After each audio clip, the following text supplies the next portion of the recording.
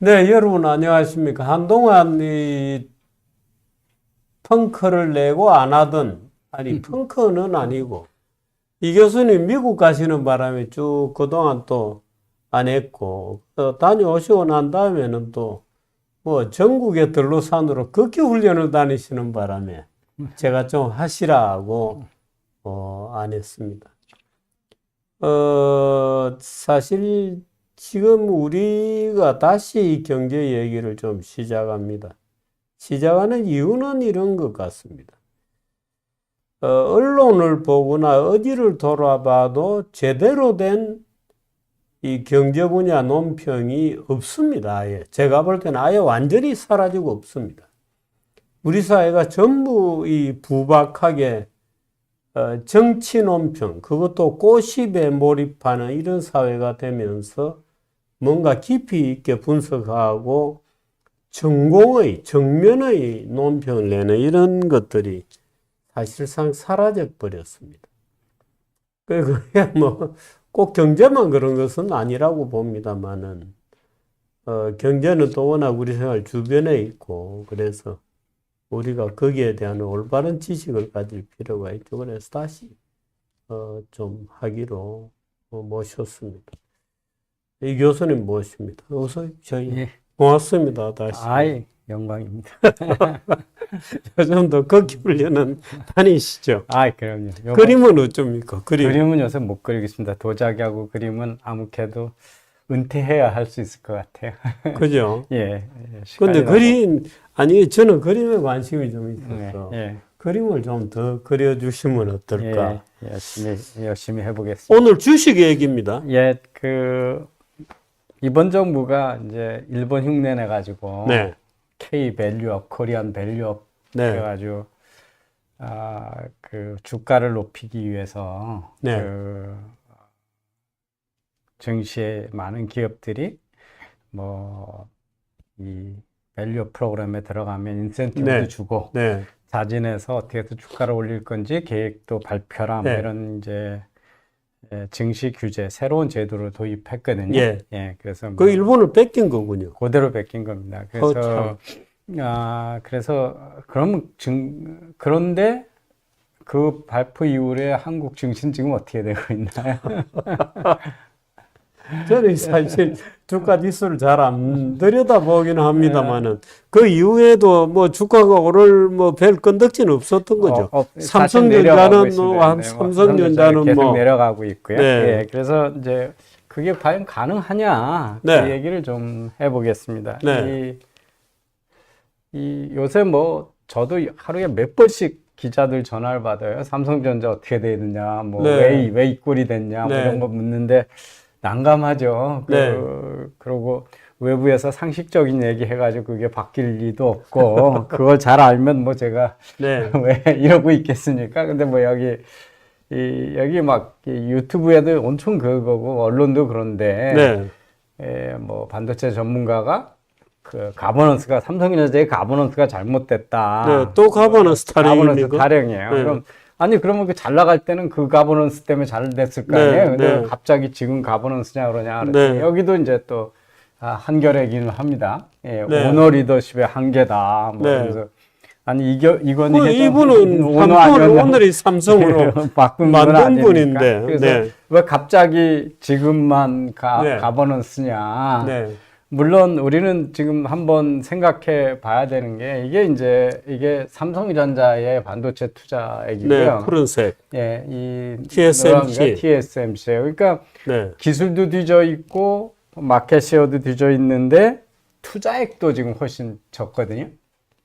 네. 그러면 당연히 못 따라가는 거죠, 그죠? 이 투자액이군요. 네, 총 트릴리언 원이군요. 예. 그래서 그럼 왜 이때 투자가 이렇게 주춤해졌냐? 네. 삼성전자가 더 많이 하다가 이게 다 이제 그 문정부 때에서부터 이렇게 된 거죠. 네. 2021년이니까 다 감옥 가야 되는데 무슨 투자를 하겠어요, 그죠? 아니 뭐 감옥도 감옥이고 아니 상속세 12조 원 걷어가 버리면 호주머니에 남은 돈이 없으니까. 그런데다가 삼성그룹을 이끌어왔던 최고 경영자들이 다 해임됐잖아요, 그죠? 네. 그 당시에 미래전략실이라는 게 그렇군요. 다 없어졌잖아요, 그죠? 예. 그러니까 당연히 지금 이제 네. 정치가 망친 거 있겠죠. 근데 저는 한 가지 네. 언론이 막 이렇게 삼성전자가 왜 이렇게 부진하냐 이런 얘기 할 때 좀 한 가지 좀 다시 생각해 봐야 되는 게 있다. 그게 뭐냐면 기업이 계속 지속 성장이 가능하냐. 네. 이게 보시면 이제 우리가 그렇군요. 미국 전 세계를 지배했던 기업들이거든요. 네. IBM, 음. AT&T, GE, 인텔, 보잉, 코닥, 소니, 노키아 다 지금 위상은 자기네가 세상을 지배할 때 보면 아주 형편없이 작잖아요. 궁금하군요. 갑자기. 예, 그럼 여기가 앞에 한겨레가 얘기하듯이 오너 경영 때문에 이렇게 되는 것도 아니고 네.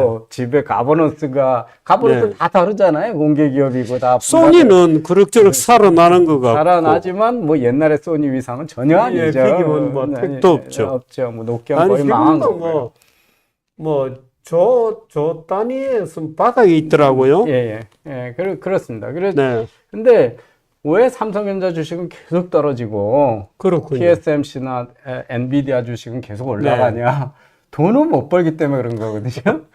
이게 투자된 자본 대비 이익이 어떻게 몇 퍼센트가 나냐? 자본 이익률이군요. 네. 지금 이게 이제 사실은 이재용 지금 회장이 사실상 경영을 시작할 때서부터입니다. 지금 한 10년 되셨는데 그새 거의 자본이익률이 3분의 2로 줄어들었어요. 네. 반면에 이제 TSMC는 계속 수익률이 높아졌잖아요. 저는 이제 한국 기업이고 한국 투자자들이 삼성전자에 대한 기대를 갖고 10만 전자 간다, 8만 전자 그러다 지금 5만 전자잖아요. 근데 좀 이해가 안 가는 게요.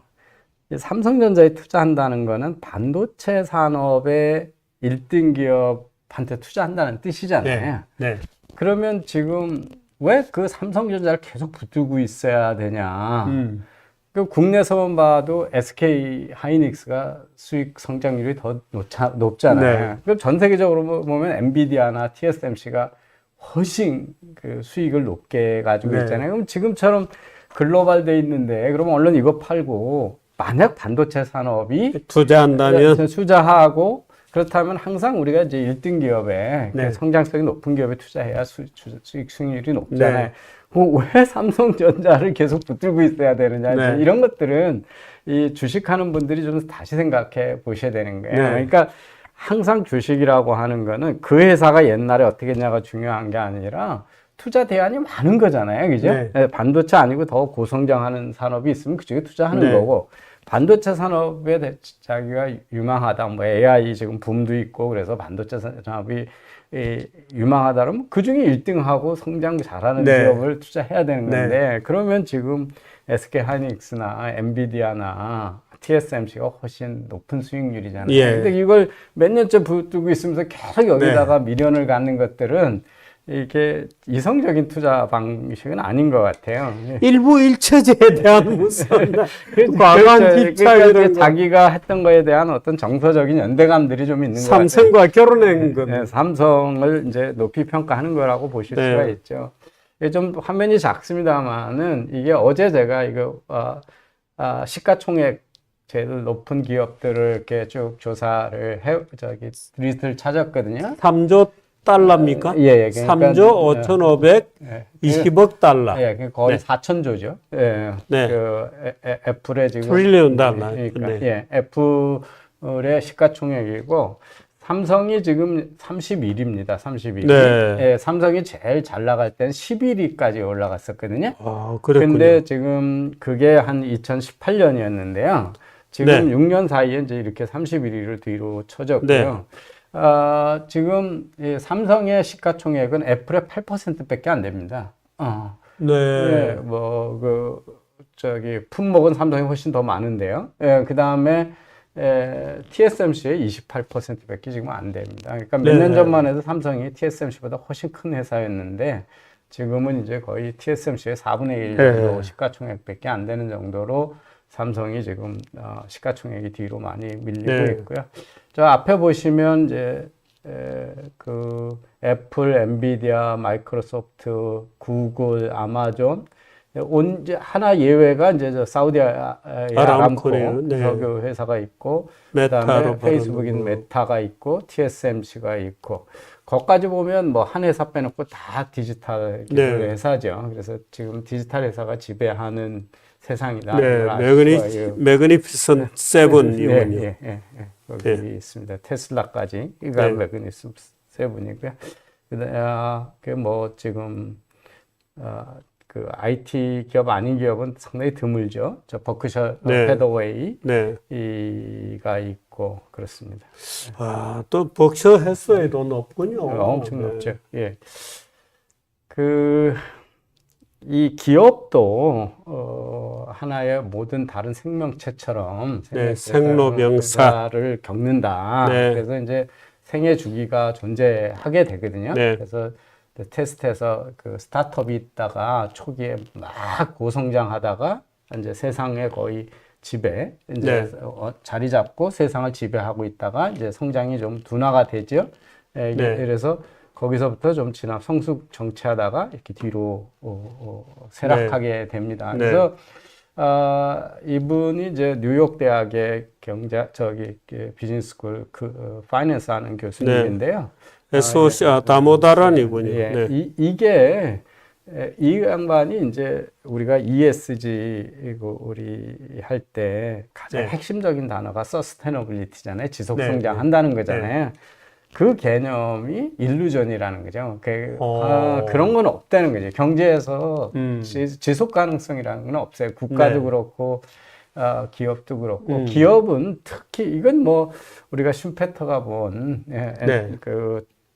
창조적 파괴에 의해서 네. 계속 바뀌는 거잖아요. 네. 그죠? 그래서 앞에 열겠던 제가 직장 생활 시작할 때만 해도 뭐 세상을 지배하는 기업이 IBM이었고 너무 부러운 기업이었잖아요. 근데 지금 뭐 IBM 저 1년 순이익이 삼성전자 분기익도 안 되는 기업이거든요. 그렇습니다. 그렇군요. 그러니까 4분의 1도 안 되는 기업입니다. 그래서 이런 사실을 우리가 인지할 필요가 있어요. 그래서 삼성전자가 쇠락한다는 게 그렇게 예외적인 일이냐. 네. 이렇게 여기 가면 관료화 되거든요. 그래서 네. 빨리 못 움직여요. 예, 그리고 큰 기업인데 한번 중요한 의사결정을 실수를 하게 되면 아주 회복 불능에 되는 경우가 많잖아요. 노키아가 스마트폰 시장 나왔을 때 그 대응 한번 잘못해서 그렇게 된 거고요. 인텔이 모바일 칩 만들어 달라고 애플이 요청을 했는데 거절했던 거거든요. 예. 그때 그걸 해줬으면 지금 인텔이 안 됐겠죠, 그죠? 예, 그렇듯이 이제 어떤 중요한 의사결정을 사람이니까 지금도 그 삼성전자에도 HBM에 대한 투자를 몇 년 전에 그 반도체 분야 최고 경영자가 수익성 없다고 잘랐고, 그래서 거기 있던 분들이 다 SK 하이닉스로 갔기 때문에 지금의 하이닉스가 된 거잖아요. 우리가 알고 있는 오라클이나 셉 이런 회사들이 다 IBM에서 그 분야의 사업을 하고 있었는데 경영자들이 그걸 받아주지 않아서 뛰어나가서 사업을 해가지고 IBM보다 더 큰 회사들이 되는 거거든요. 그런 일들은 허다하게 많이 있습니다. 관료화되고 이러면 이제 경영자들이 그런 의사결정을 하죠. 이런 그 기업의 흥망성쇠는 점점 더 빨라지거든요. 그래서 미국의 최우량 기업들이 이제 S&P 500에 들어가는 기업인데 60년대만 돼도 한 번 들어가면 60년 이상 그 자리에 있었거든요. 평균적으로. 근데 요즘은 한 15년이면 쫓겨나요. 평균 그 S&P 500 이게 연수죠. 예, 연수입니다. 그래서 이제 이게 그렇군요. 경제가 이제 그 공황이 오고 그럴 때는 이제 빨리 막 격변기가 있을 때는 이제 이것도 이렇게 파도를 타게 되는데 전체적으로는 쭉 줄어들고 있잖아요. 그래서 지금은 한 15년 정도까지밖에 못 있고 지금 세상을 지배하는 기업들은 보시면 그 아마존이나 페이스북이나 틱톡이나 뭐 이 수많은 기업들이 다 20년 미만의 신생 기업들이거든요. 몇 년 안 된 기업들이에요. 근데 세계를 지배하고 있잖아요. 그래서 이 한 기업이 계속 가능하냐. 이거는 이제 여기 이 하버드 비즈니스 리뷰에 예, 이 피사노 하는 학자가 1985년에 미국에서 지난 10년 동안 성장률이 가장 평균 성장률이 높은 10%에 나는 기업들을 네. 조사를 했어요. 그래서 680개를 찾아냈거든요. 네. 예. 그랬는데 그게 한 25년 후에 네. 몇 개나 남아있냐. 680개 중에 178개 중에 7개만 네. 남아있어요. 어이구. 그러니까 이게 3%도 20년을 거의 세계적 기업도 그렇군요. 178개를 조사해가지고 20년 후에도 그 과거에 그 상위 10% 하는 성장을 유지하는 걸 보니까 178개 중에 7개밖에 없는 거예요. 네. 그러니까 뭐 한 4%도 안 되잖아요. 그죠? 다 중간에 성장이 들어가야 돼. 그죠? 이거를 기준을 85년으로 안 하고 90년으로 하고 95년 기준 2000년으로 바꿔봐도 결과는 다 똑같다는 거죠. 그래서 기업이라고 하는 거는 이렇게 계속 그 흥망성쇠를 라이프하고 성숙했다가 꼬꾸라지는 거다. 네. 그래서 우리 사회에서 지금 걱정해야 되는 거는 삼성이 뭐 비중이 크니까 저게 당연히 걱정이 되죠. 그렇지만 더 걱정이 되는 거는 그러니까 지금 미국을 우리가 부러워하는 게 IBM이 옛날처럼 계속 그 자리에 있어야 된다고 그런 게 아니죠. IBM보다 더 가치가 높은 기업이 많이 생긴다는 걸 부러워하는 거잖아요. 그러니까 삼성전자의 압도적인 그 위치가 흔들렸을 때 우리가 불안한 거는 그걸 대체할 만한 다른 기업, 혁신 기업들이 많이 안 생긴다는 거죠. 이게 지금 최근에 오픈 AI가 상장 안 됐습니다만 최근에 펀딩 받으면서 우리 돈으로 그 기업 가치를 그게 이제 9년이 안 된 회사인데요. 그게 211조로 평가받았거든요. 그러니까 그런 기업이 우리나라에 하나 딱 들어오게 되면 그냥 이익 기업이야. 삼성전자가 한 300조니까. 그 다음에 10년이 걸린 기업이네. 근데 그 8년 얼마 된 기업이 그런 기업이 몇 개 들어오면 우리나라 PBR이고 뭐 다 높죠. 그죠? 그러니까 그 미래를 지배할 만한 기업들이 안 나타나고 있다는 걸 우리가 걱정해야 되는데 삼성 어떻게 되냐만 자꾸 걱정을 하는 거예요. 그래서 이 부분을 이제 이게 왜 여기 있는지 모르겠네. 죄송합니다. 이게 엉뚱한 게. 근데 이제 한국이 주가가 너무 낮다. 이런 거를 얘기하는 기준으로 이 소위 저 PBR이요. 주가 순자산 비율. 그러니까 이 순자산 회사가 가지고 있는 총자산에서 비유동부채 빼고 빚 빼고 순순히 이제 지금 팔고 나면 내가 팔아먹을 수 있는 자산 그거 대비 주가 총액이 얼마냐 그걸 이제 이 PBR이라고 그러는데요. 이게 한국이 평균 1이 채 안 되는 이거든요. 근데 이제 선진국 다른 나라는 3.2고 미국 경우는 4.7 이게 이제 2023년입니다. 일본이 1.6, 영국이 1.9, 뭐 그 에머징 마켓이 1.7인데 우리가 1.0이니까 상당히 낮은 거죠. 그 다음에 중국이 1.2, 대만이 2.7, 인도가 4.4, 뭐 이렇습니다. 그러니까 우리나라 주식이 기업들이 거기다 투입한 자산에 비해서 주가는 매일 낮다. 이렇게 이제 본 걸 가지고 이게 이제 한국의 주가가 디스카운트 돼 있다. 근데 디스카운트 돼 있다는 얘기가 뭐냐? 기업의 실제적인 가치, 내재 가치라고 그래요. 이거를 우리가 팔면 받을 수 있는 돈. 기업을 만약에 누구한테 팔면. 근데 주식을 팔지 그거에 비해서 주가가 얼마냐로 봐야 되잖아요. 근데 이 자산 대비 주가는 그것만 가지고 우리가 이게 저평가됐다 이렇게 판단할 근거는 하나도 없거든요. 왜냐하면 아무리 내가 자본을 많이 투여했어도 이익을 못 내면 주식은 낮을 수 있잖아요. 그러니까 그거는 투입된 자산 대비 얼마나 이익을 많이 내느냐를 알아야 우리가 그거에 대비 주가를 하는 거지 이것만 가지고 얘기할 수가 없어요. 그래서 이제 아주 최근 데이터 보면 미국은 조금 더 좋아서 S&P에서 4.7에서 4.8. 네. 일본이 아까 1.6이라는데 요새 또 다시 좀 주춤해서요. 일본의 우리 이제 코스피하고 코스닥처럼 일본이 네. 프라임하고 스탠다드 마켓이 있는데 네. 1.3하고 0.8 그래서 우리하고 별 차이 없는 스탠다드 마켓이라 하면 그러니까 저 프라임 마켓이 이제 대기업들 돼 있는 거고요. 네. 나머지들이 그렇군요. 예. 네. 그러니까 0.8이니까 우리하고 차이가 없어요. 지금 동정을 이렇게 나눠 놓은 거군요. 예, 일본을. 아니면 지금 편제상, 지금 편의상 이렇게 나눈 겁니까? 아니면 시장이 나눈 시장이 나누죠. 우리 그렇군요. 코스피하고 코스닥 일본 시장은 하도 들여다본 적이 없어가지고. 코스닥하고 코스피가 나눠진 것처럼. 네. 이제 영국의 파이낸셜 타임즈 FTSE의 100대 기업을 봐도 1.2밖에 안 돼요. 나머지 다 하면 1.0을 우리하고 별 차이가 없어요. 그렇군요. 독일은 우리보다 낮아요. 그러니까 이게 PBR이 왜 낮냐면 독일은 왜 이렇게 낮아졌겠습니까? 네. 독일 경제가 엉망이잖아요. 네. 그러니까 돈 버는 기업이 없는 거죠. 영국 경제도 지금 불안하잖아요. 네. 근데 미국은 왜 저렇게 높지만 미국 경제는 잘 나가잖아요. 우리가 지금 아니 오늘 아침에도 통계 나온 거 보고 야 정말 미국의 시대를 하는 네. 다음 주에 제가 그 주제를 하려고 그래요. 네. 아메리칸 익셉셔널리즘. 네. 왜 미국만 지금 경제가 그렇게 좋은가 그 얘기를 할 건데요. 보세요. 우리가 지금 거의 0% 성장하는데 네. 미국은 지금 거의 3% 가까운 2.8% 성장을 하잖아요. 그러니까 이게 그 큰 경제가 우리보다 그냥 몇십 배 성장을 많이 한다는 게 말이 돼요. 근데 그러니까 이 주가가 낮은 거거든요. 그래서 그렇게 함부로 가버넌스가 문제 있다 뭐 이런 얘기들을 그냥 서슴없이 하는 거예요.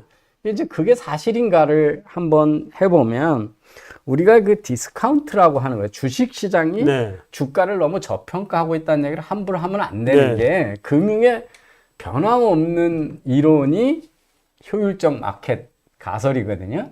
어떻게든 평균적으로 길게 보면 주식 시장은 기업의 가치를 제대로 반영한다. 이게 이제 효율적 시장 가설이잖아요.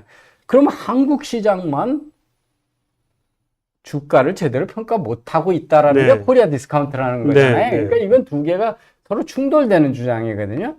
근데 이게 함부로 이제 이게 진리인 거로 우리는 그냥 다 가정을 하는 거예요. 지금 이 가정에 근거해서 수개월째 지금 정부가 움직이고 그리고 세상 무슨 동학 개미들도 난리치고 이런 거죠. 그래서 우리나라 주식이 너무 저평가돼 있는데 대기업하고 경영자들이 잘 안 하고 있다 이제 이런 얘기를 하고 있잖아요. 그래서 이게 결국 이 코리아 디스카운트 맞다면 한국 증시는 아직도 규모는 그렇게 큰데도 효율적 시장이 아니다. 이런 거고요. 두 번째는 아니면 대주주들이 이 소액 투자자들을 보호하지 않고 있다. 주가를 낮게 유지하고 있다. 이제 이런 이야기들이 가능한 거죠. 그럼 이게 이제 사실인가를 한번 보면 이제 제가 미리 말씀드렸듯이 PBR이라는 거는 투입된 자산 대비 주가가 얼마냐기 때문에 이게 이제 일보다 낫다 그러면 자산을 그냥 자산으로 매각하는 게 주식 매각하는 것보다 더 돈이 많잖아요. 그러니까 기업을 청산하고 주식을 다 없애버리고 자산으로 매각하면 되죠. 그래서 이게 PBR이 일보다 작으면 청산 가치가 더 높다. 이제 이거거든요. 그러니까 사실 이게 굉장히 모욕적인 얘기죠. 그러니까 장사하지 말고 다 팔아서 그냥 현금 챙겨. 우리 다 자산 매각해가지고 현금 챙기는 게 낫다는 거잖아요. 그래서 이제 이게 낮은 기업이 너무 많아서 코리아 디스카운트라는데 아까도 말씀드렸으면 투입된 자산이 아무리 많아도 수익성이 낮으면 주가는 낮을 수밖에 없잖아요. 손해나는 기업에다가 누가 주식을 놓겠어요. 그죠? 그래서 이 PBR은 주가의 적정 수준을 판단하는 자료는 아니에요. 그 다음에 이제 국가 간의 이게 비교도 사실은 미국이 4.7이고 일본이 1.6인데 우리가 1.0이니까 우리가 디스카운트다. 이런 얘기를 함부로 하면 안 되는 게 그 나라마다 기업, 산업의 구성이 다르잖아요. 그죠? 그래서 그리고 세제도 다르고 다 다르기 때문에 이걸 가지고 단순 네. 비교해가지고 우리가 낮으니까 뭐 이렇다 이런 얘기도 함부로 하면 안 돼요. 그래서 네. 이제 미국에 보면 이렇게 미국도 산업별로 PBR이 얼마인가 뭐 미국은 이제 이 아래로 가면 훨씬 낮은 것도 있지만 네. 이 뭐 컴퓨터 관련된 IT 관련되는 30배가 되는 거고요. 네. 다른 이게 산업별로 PBR이 무지 다르거든요. 네. 어느 나라나 그렇죠. 우리도 이 수익성이 너무 다르기 때문에. 네. 근데 이제 우리나라에서 동학개미들이 왜 서학개미가 되냐 보면 이 지금 금년 한 달 전 기준으로 보면 코스피 기업 중에 67.7%가 PBR이 1 이하예요. 3분의 2가 PBR이 1 이하예요. 3분의 2가 사업 접는 게 낫다는 접는 게 낫다는 거죠. 주식 기업, 그러니까 미래 수익성을 아주 낮게 네, 보는 네. 거죠. 코스피도 하고 코스닥 다 합치면 그 60% 됩니다. 57%. 네. 코스닥이 좀 덜 하고요. 근데 이제 미국의 S&P 500도 다른 나라도 일보다 작은 기업이 없는 게 아니에요. 미국의 우량 네, 기업도 네, 5%는 그렇군요. 일보다 네. 작고요. 유럽의 주요 지수 FTSE 뭐 100 이런 것들을 보면 한 24%입니다. 네. 네. 일본이 이제 최근에 밸류업이 됐다고 그러는 게 2022년에 그 주요 지수, 니케이 지수의 기업에 있는 기업의 51%가 1 이하였는데 최근에 한 44%로 네. 많이 그렇군요. 8% 줄어들었다. 네. 이제 이런 거거든요. 근데 이게 일본의 밸류 프로그램 때문에 이렇게 됐느냐, 인과관계를 우리가 조심해서 네. 봐야 되거든요. 근데 우리 한국 대표적인 그 기업들의 PBR 보면 포스코 0.66이거든요. 오. 현대차 0.45예요. 네. 현대차만 보고 오너 기업의 리스크다 이렇게 얘기하면 포스코 오너 기업 아니잖아요. 주인 네. 없잖아요. 그러면 네. 이것도 가버넌스 문제고 저것도 가버넌스 네. 문제라 이런 얘기를 하면 안 되잖아요. 네. 삼성전자는 이익을 많이 나니까 그래도 좀 대기업 중에서 나은데 보시면 지금 뭐 한 1.26, 1.3까지 올라갔다가 네. 지금 그 최근에 1.5만 전자 되면서 거의 1 수준으로 다시 네. 떨어졌거든요. 그래서 지금 이걸 됩니다. 1.07 정도 되니까 간 1이죠. 그러니까 청산 가치나 뭐 주식나 별 그렇군요. 차이가 없는 네. 기업입니다. 그래서 이제 이런 대표적인 기업들이 이렇습니다. 그럼 한국에 이게 기업 가치가 낮게 평가된 거냐? 이게 기업의 시가총액이 국가 전체 GDP에 차지하는 비중을 네. 보면 한국이 133% 정도 돼요. 아, 상당히 크군요. 예, 근데 독일은 60%밖에 안 되거든요. 영국도 100이고 네덜란드 132%고 싱가포르 119%예요. 허허. 그러니까 한국에 상장돼 있는 기업의 주식은 굉장히 높은 편이에요. 네. 그러니까 한국 경제 규모 전체를 충분히 대변하고 다른 나라보다 그렇군요. 높다라고 하는 걸 볼 수가 있죠. 두 가지 해석이 가능해요. 하나는 뭐냐면 어쩌면 우리 주가가 디스카운트 된 게 아니다. 네. 이건 경제 규모에 비해서 상당히 큰 편이니까. 네.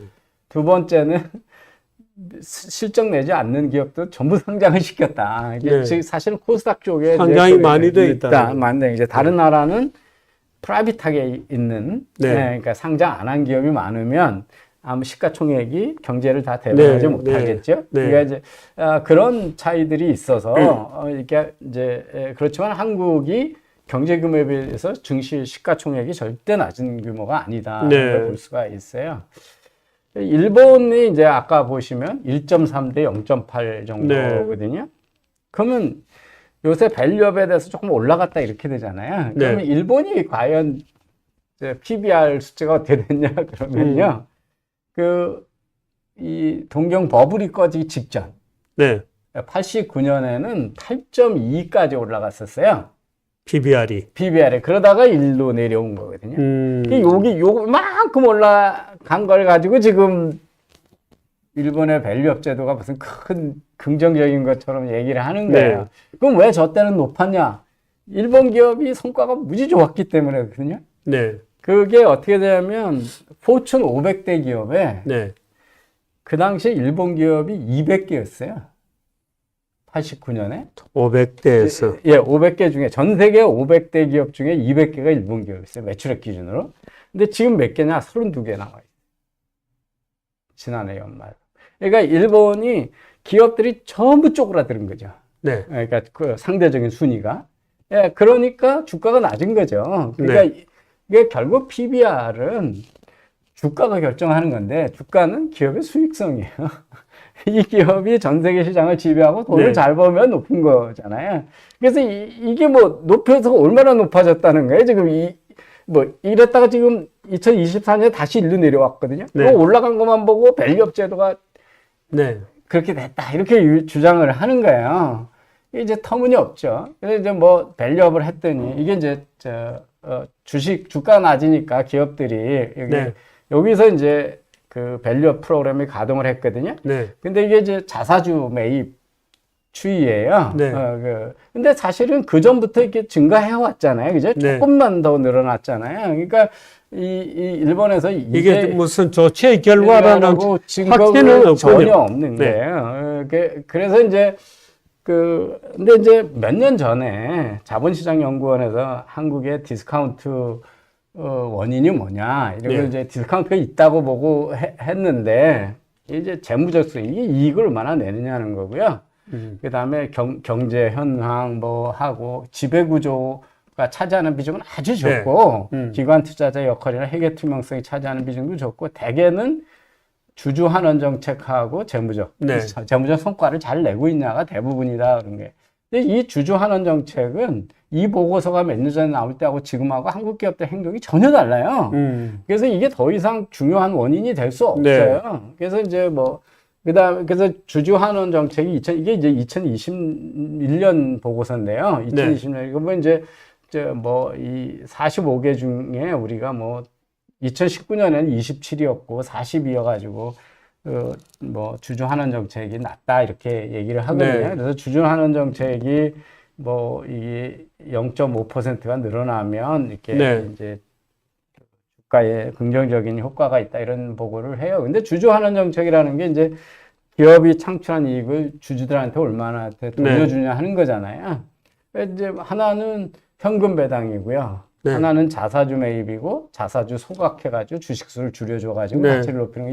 이게 이제 세 가지가 저거잖아요. 네. 근데 지금 한국 기업이 어떠냐면 한국 기업의 배당률은 지금 선진국 평균보다 높아요. 2023년에. 선진국 평균이 1.5%인데 우리가 2%예요. 네. 그 PBR이 아주 제일 높은 미국이 1.4%밖에 안 돼요. 네. 그러니까 이게 지금 와서 주주 환원 정책 우리나라가 낮다 이렇게 얘기할 수가 그렇군요. 없어요. 네.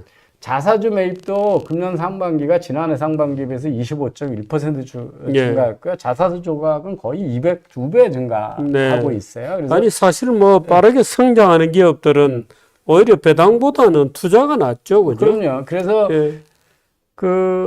우리가 테슬라 주식이고 한동안 아마존 주식 전혀 배당 없잖아요. 그런데 그거 사는 것 즐거워하는 이유는 주가가 계속 오르기 때문이잖아요. 그래서 성장이 주도하지 그 배당률이 큰 요소 아니거든요. 그래서 지금 이거를 기준으로 보면 글로벌하게 비해서 한국 기업들이 주주 환원 정책이 낮다, 평균적으로 낮다 이런 얘기를 하기가 그게 급격히 바뀌었다는 거죠. 옛날 얘기를 자꾸들 하고 있어서.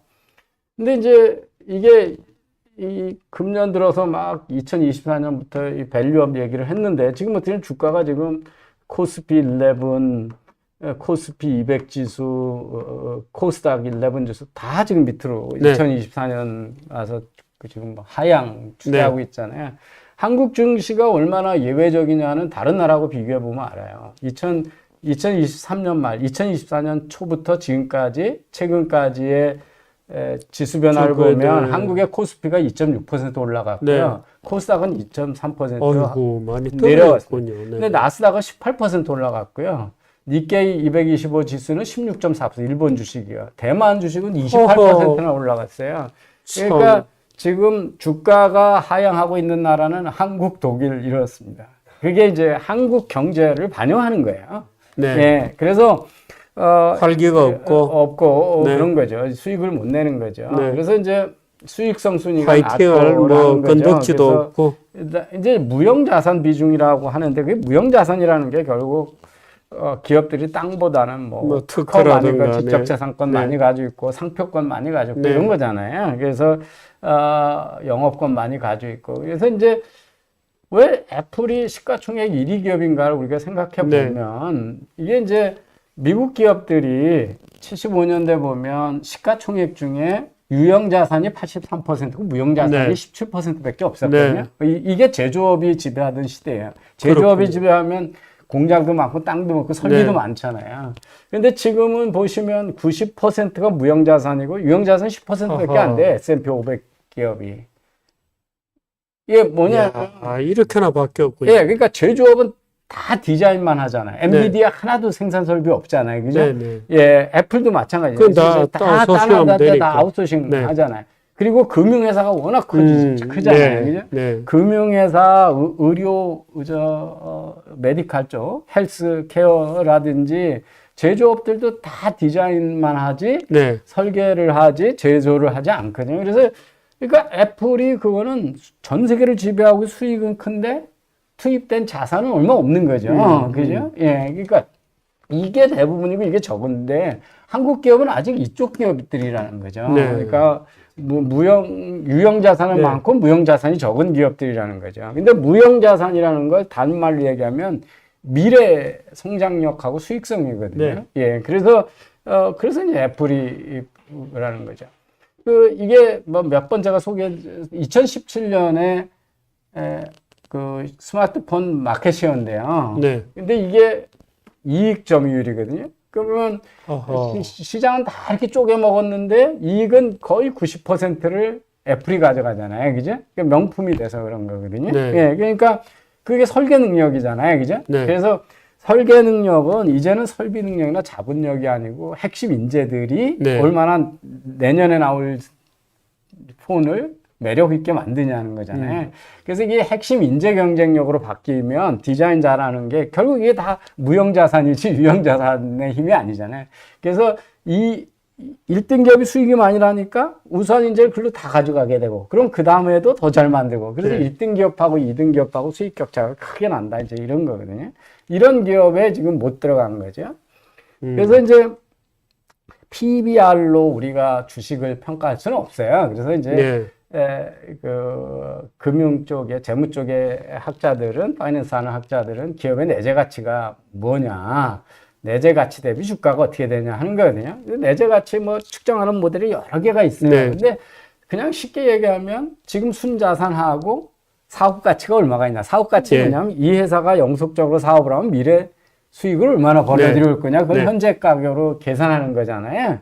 근데 지금 한국 기업들이 순자산 가치보다도 주가가 낮다는 건 사업 가치를 네거티브로 보는 거예요. 미래에 돈을 잃을 거지 벌어오지 못할 거라고 보는 거거든요.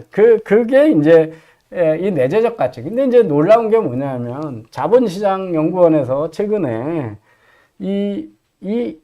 한국, 일본, 대만, 영국 6개 회사를 나라의 기업들의 내재적 가치 대비 주가를 해보니까 한국이 제일 높아요. 그러니까 뭐냐면 주가가 디스카운트되어 있는 게 아니라는 거죠. 내재적 가치가 낮아서 주가가 낮을 뿐인데 내재적 가치에 비해서 주가가 한국이 지금 높다는 거. 제일 높다는 거예요. 그러니까 사실은 디스카운트가 아니라 너무 오버밸류 돼 있다는 거잖아요. 그래서 이게 최근 연구 보고서예요. 그래서 한국이 제일 높아요. 그래서 이게 그러니까 그 얘기는 뭐냐면 수익 내는 기업이 적다는 거거든요. 그래서 지금 이게 왜